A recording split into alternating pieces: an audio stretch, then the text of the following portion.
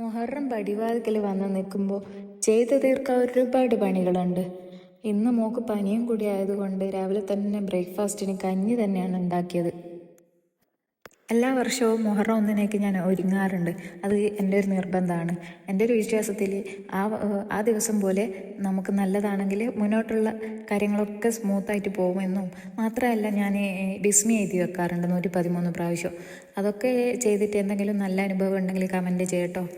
അങ്ങനത്തെ കാര്യങ്ങളൊക്കെ ചെയ്യാനുള്ളത് കൊണ്ട് ഇന്ന് സ്പീഡിൽ എൻ്റെ പണികളൊക്കെ കഴിക്കുകയാണ്.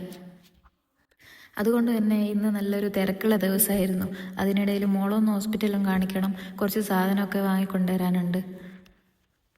പണികളൊക്കെ കഴിയുമ്പോഴേക്ക് ചോറും ചക്കപ്പൊയ്ക്കൊക്കെ ആയിട്ട് ഉമ്മ വന്നിരുന്നു. അതുകൊണ്ട് കുറേ പണികൾ എളുപ്പമായി. അതിനുശേഷം ഒരു ഇലയൊക്കെ വെട്ടി ആ ചക്കപ്പൊയ്ക്ക് ഞങ്ങൾ കഴിച്ചു. നല്ല ടേസ്റ്റ് ഉണ്ടായിരുന്നു. ബീഫിൻ്റെ എല്ലൊക്കെ ഇട്ട് പൊങ്ങിയതാണ്. പിന്നെ വേണ്ട സാധനങ്ങളൊക്കെ ലിസ്റ്റാക്കി ഡേമാർട്ടിലേക്ക് പോയി ആവശ്യമുള്ള സാധനങ്ങളൊക്കെ വാങ്ങി ഉമ്മാനെ ഹോസ്പിറ്റലിൽ ഇറക്കി കൊടുത്തു. ഉമ്മാക്കൊന്നും ഡോക്ടറെ കണ്ട ആവശ്യം ഉണ്ടായിരുന്നു. അങ്ങനെ ഉമ്മാനെ അവിടെ ഇറക്കി ഞാൻ സാധനങ്ങളൊക്കെ വാങ്ങി ഞങ്ങൾ ഒരുമിച്ച് തിരിച്ചു വന്നു. ഇതാണ് ഐഷു, അനിയൻ്റെ മോളാണ്. അങ്ങനെ അവരുടെ മിഠായി കഴിക്കലൊക്കെ കഴിഞ്ഞപ്പോൾ അവിടുന്ന് നേരെ ഇങ്ങ് പോന്നു. ഡ്രൈവിങ്ങിൻ്റെ കാര്യം പറയുകയാണെങ്കിൽ ഓരോ ദിവസവും കൂടുന്തോറും ബെറ്ററായി വരുന്നുണ്ട്.